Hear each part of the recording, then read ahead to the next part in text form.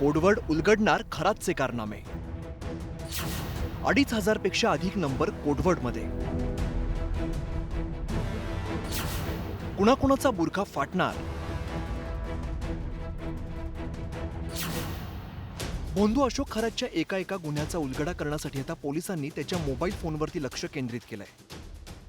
खरातच्या फोनमध्ये त्याच्या सगळ्या कारनाम्यांची कुंडली दडलेली आहे आणि म्हणूनच पोलिसांनी खरातच्या फोनमधील माहिती पडताळण्यास सुरुवात केली आहे. पण हे काम काही सोपं नाही, कारण खरातने आपल्या संपर्कात असलेल्या हाय प्रोफाईल व्यक्तींची नावं कोडवर्ड अर्थात सांकेतिक भाषेत लिहिलेली आहेत.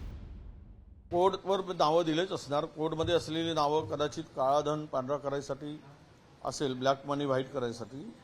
कारण ज्यांच्या फोटोमध्ये सगळी मंडळी जी दिसते, काही फोटो दिसत आहे, तो एक चेहरा काल आमच्या सुषमाताई अंधार यांनी त्या संदर्भातलं वक्तव्य केले आहे की तो काळा पैसा पांढरा करणारा व्यक्ती आहे.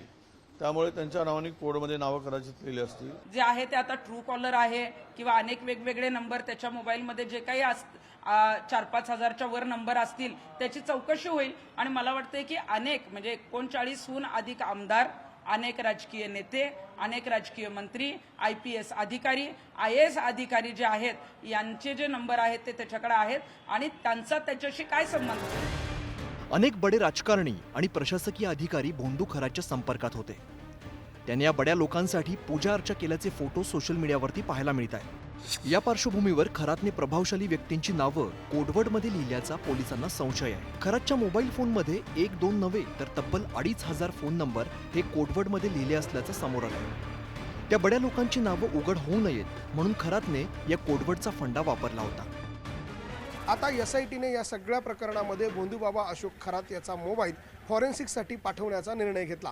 फॉरेन्सिककडून याचा क्लोन रिपोर्ट जो आहे तो देखील आता SITच्या पथकाला प्राप्त झाला आहे आणि आता या क्लोन रिपोर्टच्या आधारावरती पोलिसांकडनं आणि SITकडून या भोंदूबाबा अशोक खरात याच्या मोबाईलमध्ये कोडवर्डच्या माध्यमातून सेव्ह करण्यात आलेले नंबर कुणाचे होते, ते राजकीय नेत्यांचे होते, अधिकाऱ्यांचे होते की आणखी कुणाचे होते याचा शोध घेतला जाणार आहे. अशोक खरातकडे सल्ल्यासाठी जाणाऱ्या नेत्यांची यादी बरीच लांब आहे.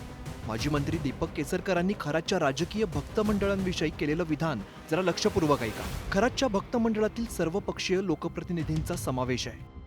मी स्वतः कुठली पूजा केलेली नाही. फक्त ईशान्येश्वरमध्ये एकदा मी पूजा केलेली आहे किंवा दुसऱ्यांदा गेलो असेल तर फक्त ईशान्येश्वरमधल्या शिवलिंगाची पूजा केली आहे. त्या पूजेकडे कुठलीही पूजा मी त्यांच्या वतीने केलेली नाही आहे आणि त्याच्यामुळे निव्वळ ओळख असल्याबद्दल एकाबद्दल काहीतरी बोलणं हे चुकीचं आहे. आणि एवढी लोक भेटून गेली, जवळजवळ 39 आमदार भेटून गेले, माझंच नाव का, हा प्रश्न आहे. बडे प्रशासकीय अधिकारी आणि राजकीय नेते भोंदू अशोक खरातच्या चरणी लीन होत असत.